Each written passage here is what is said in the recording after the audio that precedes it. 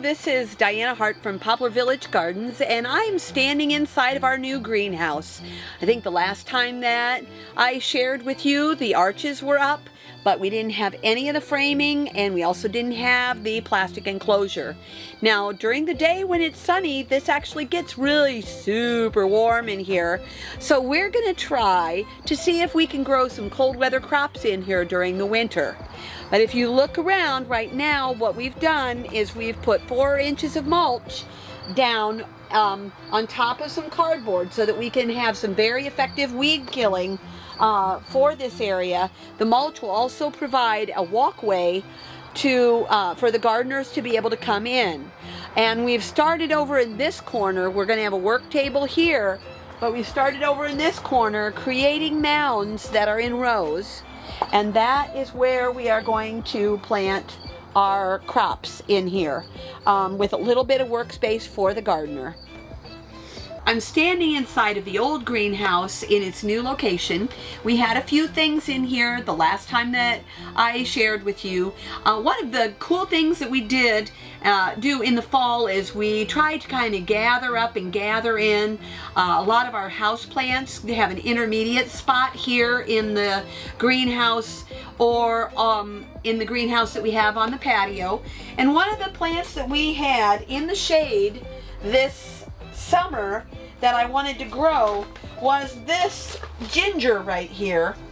I took some ginger from the stores and ginger root and I planted it, and what I quickly discovered as it started to grow was that the ginger didn't really like direct sunlight, so we had to put it in the shade.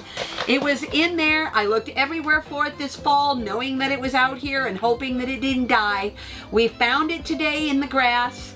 It's not too bad looking. It looks like it's doing pretty well, and so we're going to let it do its intermediary growing here, and then it's going to come inside and be just like a house plant for the winter, and then we will bring it out in the spring.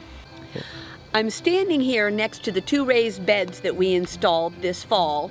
Both of them are full now, and in this bed right here we have planted beets. Beets are a cold weather crop, and under the protection of this cold frame, the beets should grow up and be able to produce food for us this winter. The other crop we'll probably put in here is something that grows up, which is Swiss chard, which also grows in the cooler weather. So we're gonna see what we can do to maximize our food production.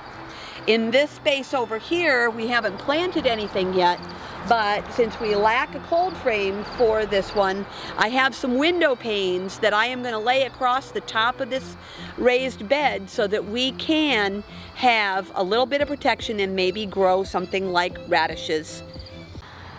I'm standing over here at the strawberry towers, and this particular part of getting ready for winter is long overdue. We spent some time weeding the strawberry towers, and what I really wanted to do was I wanted to take advantage of all of the runners that have come off of these strawberry plants. If you see, what we were trying to do is we were trying to root these strawberry plants in other pockets before we clipped the stem from the runner, and it's turned into kind of a tangled mess, and I am going to be removing a lot of these runners and see how many plants I can save so that we can actually, I would say that we'll probably be giving away strawberry plants. We may even give them away in planters next year to the people that are interested, but we can untangle these.